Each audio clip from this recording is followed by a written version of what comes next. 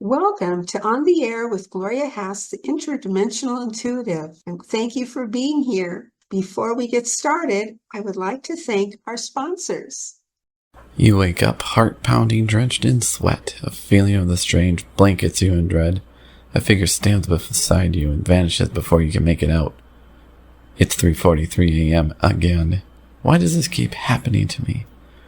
Follow as long as I, Tim Caney, share my experiences with the strange and paranormal in my first book and memoir, 3:43 a.m. Awakenings of an Experiencer, available on Kindle and Amazon today.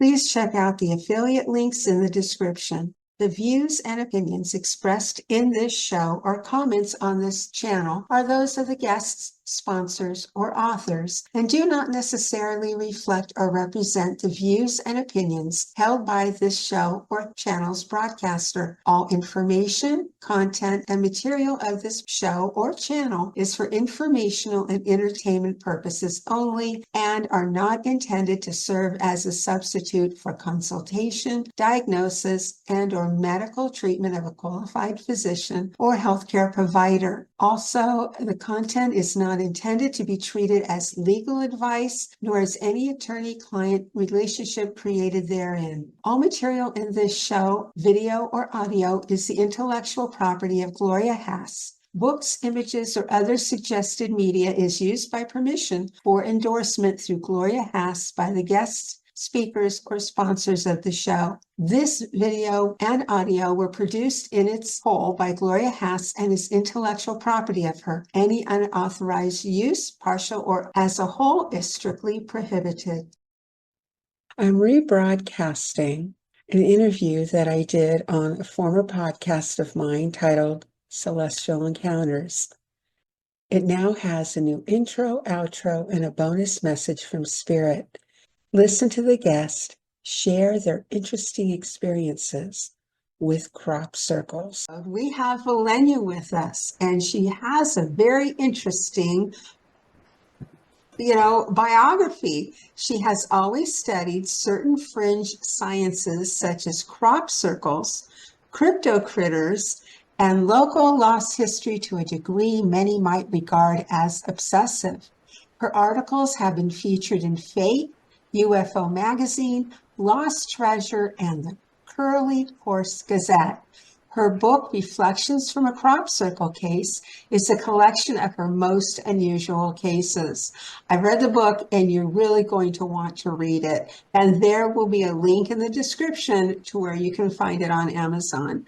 Valenya has bummed around Europe, chased UFOs in Mexico, visited crop circles in England, recently retired as a crafts fair jeweler, and she lives with her mate, dogs, and cat in the mountains of Oregon, creating rock prints and studying Sumerian in her spare time. Welcome. Well, hello. Glad to be here. Thanks for having me on. Oh, thank you for agreeing. I just have this question. Is Sumerian hard to learn? Yes. They say that if you've got 6 years and you don't stop for meals, you can probably get the essence of it. I've been at it for 10 years now, and I'm just starting to get into future, past, and so on. I got into it basically to study the original, kind of like Genesis, all of the various beginning histories. This seemed to be going the furthest back, so I figured that was the best place to start. But yes, it is a very difficult language. The writing is beautiful. That's what pulled me in.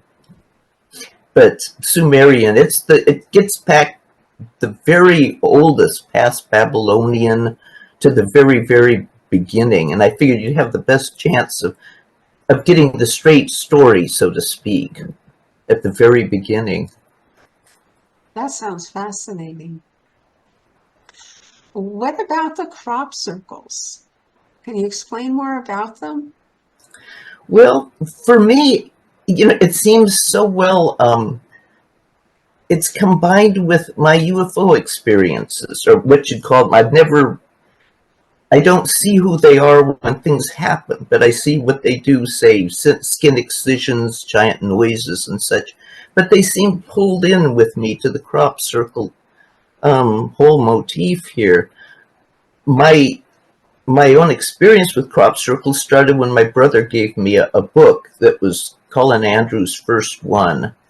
And that pulled me in. I wasn't even sure about UFOs, crop circles, anything. I just said, well, I don't think anybody really knows. But after reading that, I was going, yes, there's something going on, and it seems to be connected with anomalous things that you would call UFOs. And that pulled me right in. I got to know Colin and Cynthia Andrews, and I started sending jewelry, crop circle jewelry, to their tables. And after a bit, I ended up being invited to them for a group excursion into Mexico to study UFOs. And sitting on the deck up at the top one night, up on top of the of our apartment, we were playing a tape that was supposedly of UFO sounds. And I was thinking, before I even started, what really kicked me off was this giant sound overhead that had woke me up out of a sound sleep. And it sounded like a huge road grader going overhead. I couldn't really say what it could be. It didn't sound like what I thought of as a transportation vehicle. It was just incredibly loud, and it was a scraping two-part sound that was really, you'd remember it if you ever heard it. But it shocked me, and I was jumping around, opening windows. And what got me was that it was so enormous, and it seemed to be going west. And I wanted to commit it to memory, so I was saying, oh, in my mind, I was saying, I wish you'd come back so I could commit you to memory, and then it did. And it was like somebody heard me, because it came back, hung over the house for a while, and then headed back west like it was going. So anyway, we're in Mexico, and this story jumps all over the place. But I'm listening in to this crop circle tape, the UFO tape, and I'm not hearing my sound. And I'm going, oh, well, I was hoping, but it's good enough. It was interesting, beeping sounds I'd never heard.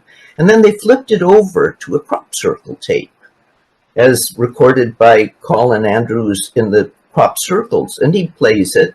And it's kind of a chirping sound. I'm going, well, it's close, but, no donut, And then they played it slower, and I was like, wait a minute, what is this? And then they played it slower still, and there was my sound. It was exactly the same sound that had been overhead of my cabin several years ago. And I'm just totally shocked, because I think crop circle sound. What does this have to do with this thing that was over my cabin? But I was so fascinated, it drew me into the crop circle thing even stronger. And then I got a invitation from Colin, and no, that's what brought me in. I was going with their group, actually. That was the invitation. But then after that, I realized I've got to go to the fields. I've got to go there myself and see what's happening. And that's what essentially brought me into the crop circles finally. I went in with, for a tour with a group there, and saw 4 crop circles while I was there, and every one of them had something anomalous about them that you really couldn't explain by dragging a board, and that fascinated me even more. That sounds very interesting. And did you ever receive a message as to what you were being told? I think that I did while I was getting ready actually for the Mexico trip. I really have a feeling that I was prompted way back, because I was getting messages that only made sense after I'd seen the crop circles. There were phrases like straight circle divide, which seemed to have to do with the second crop circle I saw, which was all straight lines creating a Star of David that was podding out. It was a Koch set. And each star was creating little stars, and when you looked down for distance, you were seeing a perfect circle. But it was all made of straight lines that were dividing and creating more and more little stars of David as they went out. And when I saw that one, I thought of that phrase, which I'd been getting. I got it the night I decided that the morning I decided I was going to Mexico. all night long, I've been getting dreams about packing my trunk. And even though we didn't have money for it at the time, I know I've got to go. I'm getting ready to go.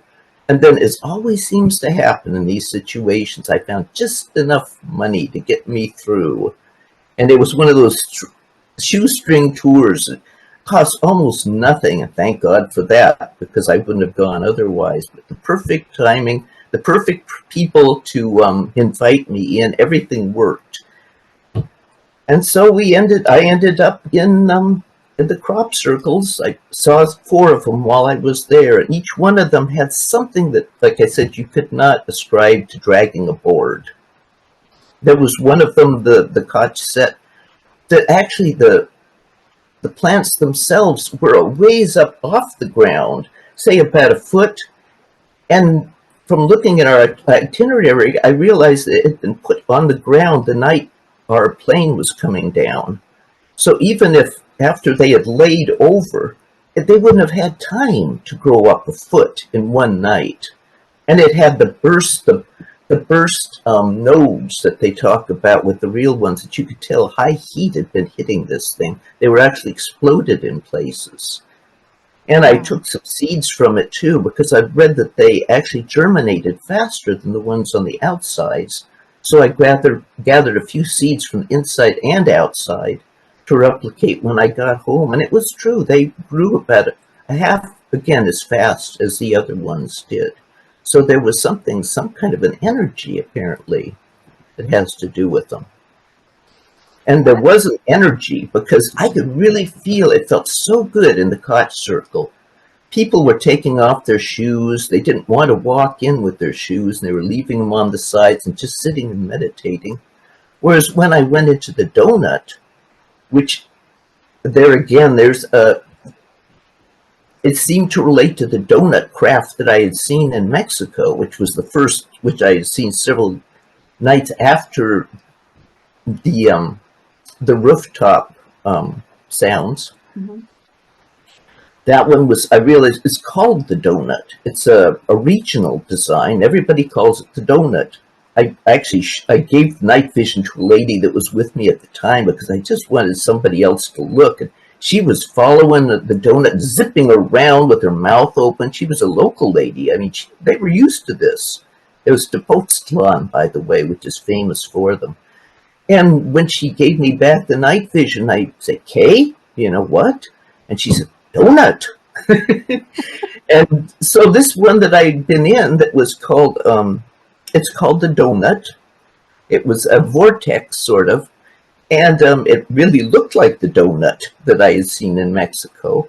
And it had a really uncomfortable energy that I didn't like at all. I just wanted to get out of it. And I made the big mistake that everybody told me, says, don't bring your equipment into the crop circle. It's going to drain them.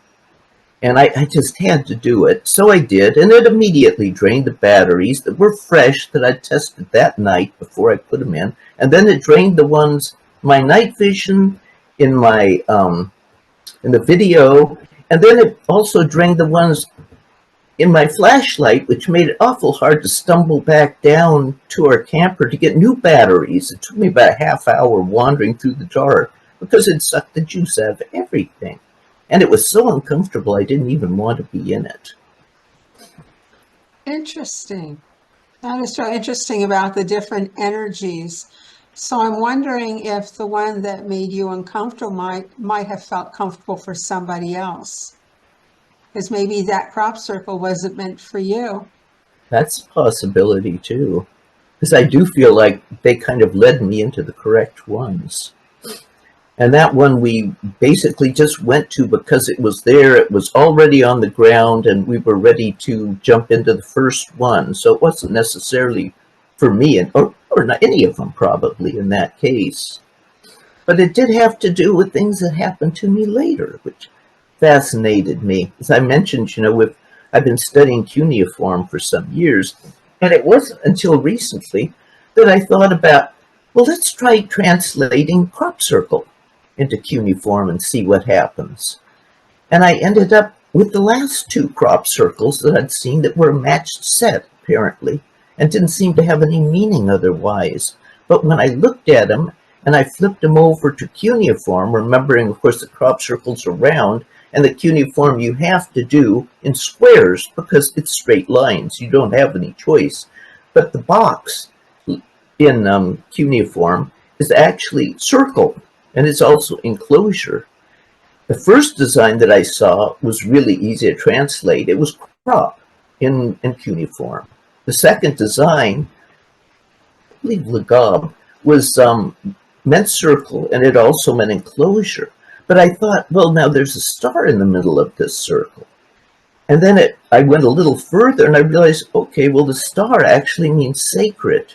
And when you infill something like that, like the box there, you end up with sacred enclosure, which took the crop circle design into the temporary temple kind of an idea, which gave it even a little more richness, so to speak. But they all related to something that had happened earlier that was related to crop circles and UFOs.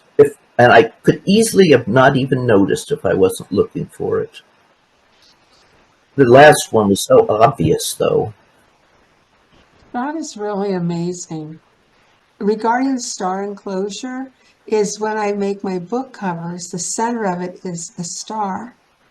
And I've always been drawn to my book covers having to have that star.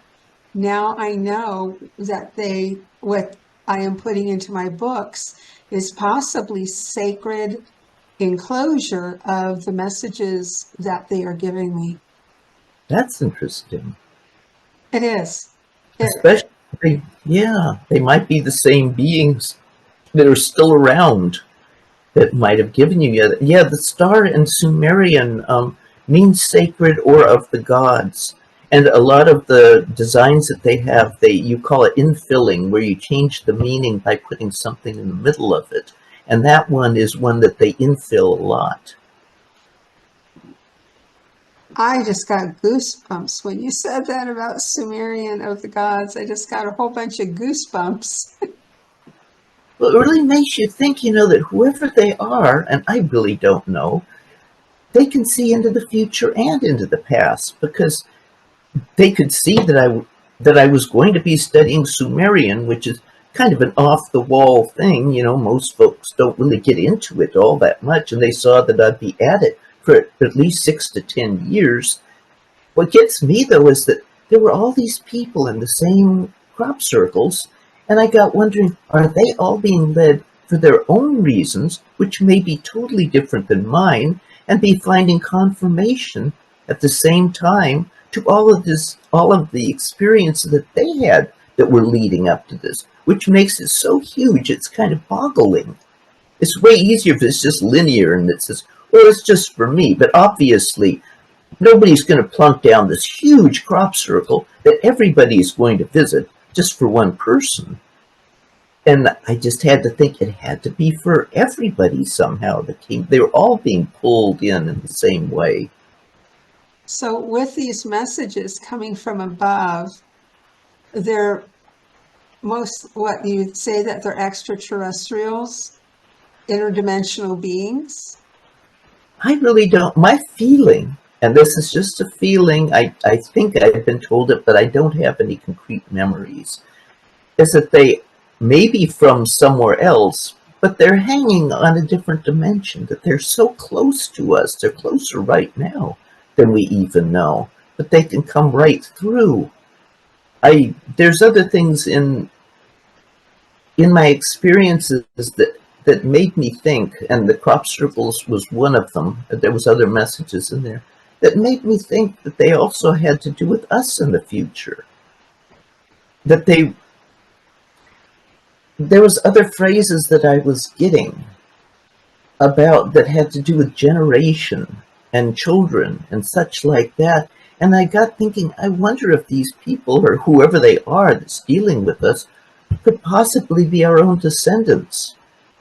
That perhaps, they're trying, because, we talk about, what a mess humans are in right now, how we seem to have dug ourselves into holes that we're having a hard time getting out of. That maybe part of the idea is simply to evolve us fast enough that we can do something about it. without, say, so much intervention from outside, or more subtle intervention instead, so we don't fight it as much. We don't shoot our children. They know that. So they figure the future that way is probably safe. That's just one theory that I've from. It's boggling, like I say. It is. Okay, with the crop circles and everything, how did you come about making crop circle jewelry and then selling them? I couldn't stop, essentially. I found myself drawing them on everything. And then I got thinking, well, I'll just throw a few into the fair and see if they'll accept. And they're usually really tight on that. It has to be period time, a deal with that particular time in England even. But I got in Colin's book and a couple others, I noticed somebody was showing a broadside from that time period, and it was showing what they called a crop devil, and he was tromping out a circle out in the crops, and there was actually a story that went with it, and this is so familiar. It had to do with a farmer that hired these workers to cut his crops, and they went out and they cut a ways, and then they asked him for some money, and he just said no. Says, you guys are too slow and you're not doing a good job, I just won't pay you. Now that was pretty rude. That night there was lightning, there was flashes of light, all the animals were going crazy, and in the morning there was a crop circle sitting there, and it was so interwoven that they couldn't even harvest it. And of course, all the local people, it's the way they thought in those days, say, well, it had to be the devil, and he's punishing this farmer for being so stingy. But there was the picture of the crop circle devil, and he's merrily, prancing around, creating a perfect crop circle. And so I said, and I showed it to the fair, and I said, see, it is period. And after that, they let loose, and they let me start putting all the crop circle jewelry I wanted. And even the owner of the fair, which I love this, she loved crop circles, Phyllis. She actually bought one of my necklaces, but she used to come by every week to say, well, what's new? And so that was when you had her, kind of, patronizing for it. It was really hard for them to say no. And it turned out to be a really popular crop circle case. Myself, I had multiple reasons for it. It gave me a chance to talk with people about crop circles and to ask my favorite question, which is, what is the strangest thing that ever happened to you? And I was never bored. Everybody's got a story, and some of them you could tell they never even told their family. They'd listen to me talking about them, they'd get funny smiles, they'd walk off with their family, who a lot of times were kind of smirking while I'm talking. And then they get this look and they come running back again. One guy who was a doctor says, I saw a UFO as soon as he hit the booth again, because he knew his family was far enough away they couldn't hear him.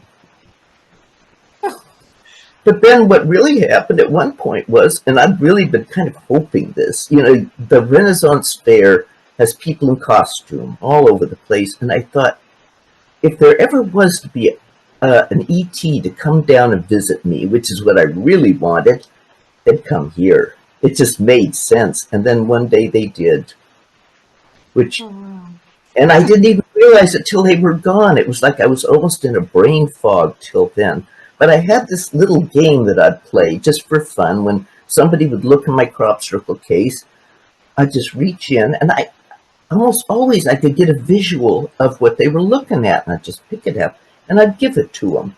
And they just, that, how did you know? I said, it must be your design. And probably it was, because they were always drawn to one design, it seemed like. And I sold a lot of them that way. But this couple came by, and they looked like what you would call your standard Nordic couple. They looked like they could have been twins, a man and a woman. And they saw my booth. They came right over to the crop circle case, which was the first case you saw when you went into our booth. And they were just fascinated. They were kind of laughing between them. And the guy says, well, that's interesting. What can you tell me about that design? And he's not even looking at it. He's not looking at the case. He's looking at me. But I could see the design looking at him, and I knew right what he was looking at. So I pulled it out, and I gave it to him. I gave him the wrap, and he didn't sound the least bit surprised that I'd seen it. And he says, yeah, that sounds good. He says, how about that other one? And he's not looking in the case. And I ended up with about 6 of them, one after the other, telling him the story that went with them. And they were just kind of grinning like they knew it already, and they were just kind of curious to see if I had it right.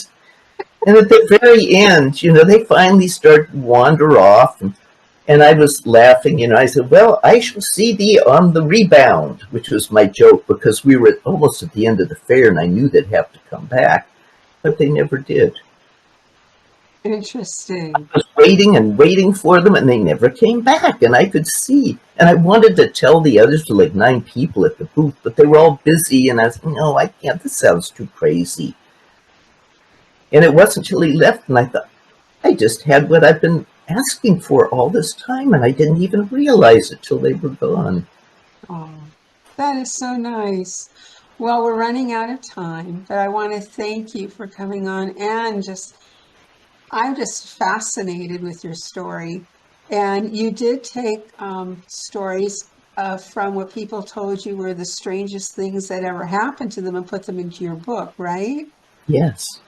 I wanted to be a good one for people who were experiencers, and I figure so many of your listeners are going to be, that I wanted to I basically had it for them, but I also wanted to make it something you could pick up at the airport, and if you had say a 5-hour or 6-hour trip, it would give you something in bite-sized pieces to go through and keep you going till the end, and think about once you got there. So it was kind of a 2-part thing, but basically, there were so many good and interesting stories that I had heard nowhere else. The giant salamander, for example. I don't really think it is a crypto critter. I think it's a very real critter that's been living there for a very long time. And I'm hoping someday it will enter into our history, and somebody that sees it will actually talk about it. Because I have met other people that have seen it, but nobody ever did. Well, I know some people have seen salamander beings in their dream state. So I was wondering about that. I think they're making themselves known. I had a feeling that somehow it was connected, but I really couldn't say how later. Because you think of praying mantises and how we have the little mantis beings on our planet, and I often wonder if there was something like a DNA borrow pit, or in some way they would be useful to the larger ones. Somehow, like tiny Neanderthals would be to us, maybe. Probably to get us comfortable or used to seeing a certain insect or being, and then we will be used to that, and then possibly on a larger scale. It's just a theory. That's a good idea, though. I could see that, familiarizing it so it isn't so frightening right off the bat. A lot of people are fascinated by praying mantises. Yes, especially. Well, I saw a joke that said with the praying mantis drinking a beer, I may as well drink this because the wife's going to bite my head off when I get home. I was thinking about that this morning. I know there's a whole bunch of them sitting at the bar, I may as well have another one. And it's good that we have these jokes to get us to relax, so we're not going to be afraid of when we see one. Well, hopefully won't be as afraid when we see them larger. I hope. I actually had years when I would be visualizing a praying mantis at night when I'd walk into the bathroom or something, just to try to get myself used to it in case I actually did, so that I wouldn't react like a primate, a frightened primate at night, and actually be able to talk to them, straight ahead, one-to-one, without getting too emotional over it, because it really was what I wanted to do. I've seen beings only once when I was apparently being involved with them, and it was only, I think, because I asked for it so hard, and afterwards I said, that's enough, I don't want it again. That was really too shocking for me. I just got apparently just pulled into another reality really fast. Some beings I could barely see were operating on me, and then I was back in my bed just as fast. Wow. And it was basically, it was just the context was just too strange for me to take in that fast. But I was glad to see it because I showed they were listening in any case. They didn't have to do that. No. Well, thank you. We've run out of time, but thank you so much, Valenya. I truly appreciate this. And I hope everyone will go ahead and get her book. Reflections from a crop circle case, and it has to do with the jewelry in the case, the reflections for a person looking in, and the crop circle case that was standing directly behind the crop circle case, which would have been me at the time. Along with the other stories. So keep watching because we now have a video for you of a UFO that was given to us by Lester from Mineral Bluff, Georgia. Oh, great. They seem to be showing themselves more and more now. I really hope it's a lead into something. It probably is. Mm-hmm. We're always looking for scary stories. So please send us your ghost stories to be read on the show at gloriahass5@gmail.com. We look forward to hearing from you. Message from Spirit. The song September Morn by Neil Diamond keeps coming through quite strongly. Whether the person has passed on or is still with us, they want you to know there is much love there. You are thought of often. If you would like to be notified by email of when the next video comes out, please send me an email, and the email is listed in the description. And I promise I won't spam you with other things. You will just get notifications that the show is out. So I won't be sending interim information out, like getting 3 or 4 messages a week. 4 shows of On the Air with Gloria Hass and 5th show of Monthly Predictions. So that's 5 emails a month. So I hope to hear from you.